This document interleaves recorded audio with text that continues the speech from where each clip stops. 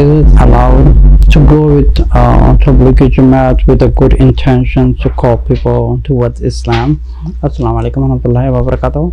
I mean, I have really talked about this several times on this topic. Like, you have permission to go anywhere you want with any Jamaat or whatever you want to go, but you need to make sure what they have in their head or what they are teaching about.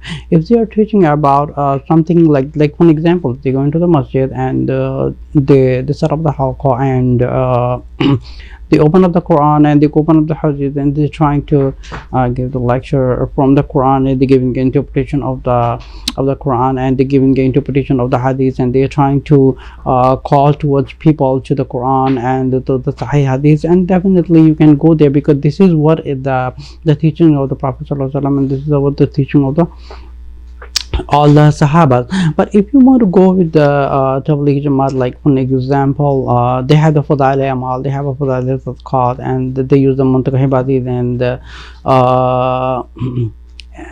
the kind of books also Bahishti Zewar, and they have several books. They use their own materials, so basically they are spreading their own mother by the using, because what happens, like, people are getting away from the Quran, getting away from the authentic teachings of Islam. They're getting into something else. So if you're going there, you're just going to be joining there and you're just reading Fazail with them, and you're reading Fazail Amaal with them, and sitting in the masjid and calling other people to let's sit down and read Fazail Amaal. So this is like forbidden, because this is not even a sunnah, and all these books is full of da'if hadiths and the fabricated hadiths, all the calling towards the grave worshipping and the examples of the miracles and the karamat of the awliyas and the buzurg and the stories of the buzurgs.